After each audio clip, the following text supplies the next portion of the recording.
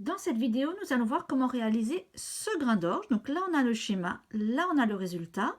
Je l'ai ici préparé avec 6 paires. Il est aussi possible de le faire avec 8 paires ou plus, sachant que la particularité, elle est ici, avec 2 trous d'épingle et simplement les fuseaux qui passent différemment. Quand je me retrouve avec un grain d'orge particulier sur un ouvrage et que j'ai du mal à voir qui croise qui, je m'amuse toujours à le redessiner avec des couleurs. Alors, ce ne sont pas les couleurs de la codification internationale, ce sont juste des couleurs qui me permettent à moi de voir le trajet de chaque paire.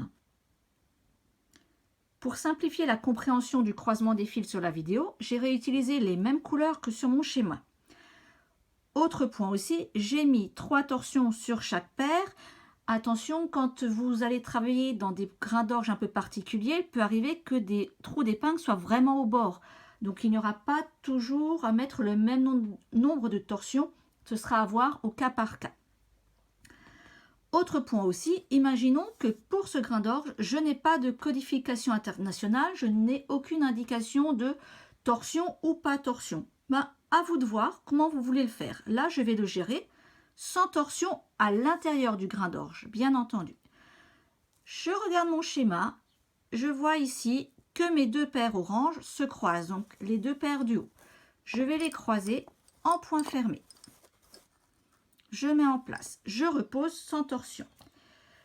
Je vais prendre ma paire orange et je regarde, quand elle continue, qui elle croise. Elle va croiser la paire verte.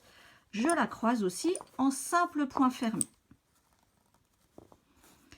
Je vois ici que ma paire orange va croiser la paire rose.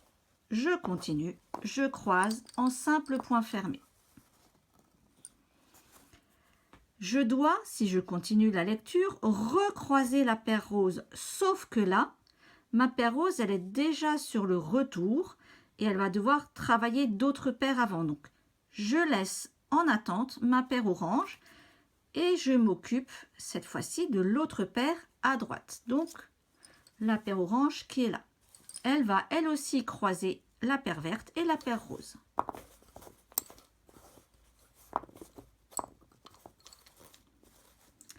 J'ai donc maintenant réalisé ce trajet-là, ce trajet-là. Je descends d'un cran. Les 2 paires vertes doivent se croiser. Toujours pas de torsion. J'ai décidé de ne mettre aucune torsion à l'intérieur de ce grain d'orge. J'ai fait ce point-là. Si je prends mes paires vertes, elles vont de chaque côté croiser les paires roses.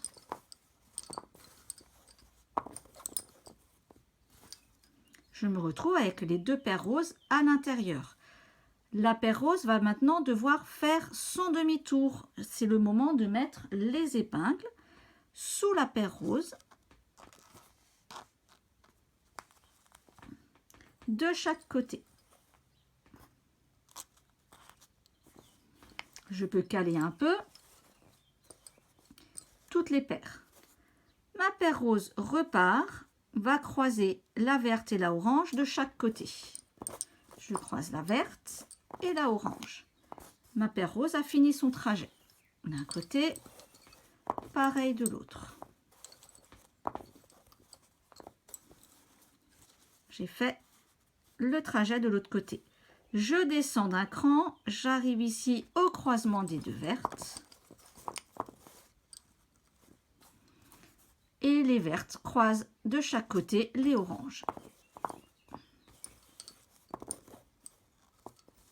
J'ai fini les croisements des verts et je regarde le cran en dessous, il me reste le croisement des oranges.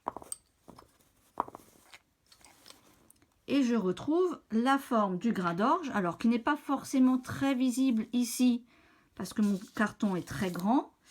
Je vous le remontre ici sur l'ouvrage. On a cette forme avec le grand trou au milieu, puisque les 2 épingles en fait nous permettent de tirer les paires sur les côtés. Lorsque vous avez fini, n'oubliez pas de remettre comme d'habitude vos torsions en sortie de grain d'orge.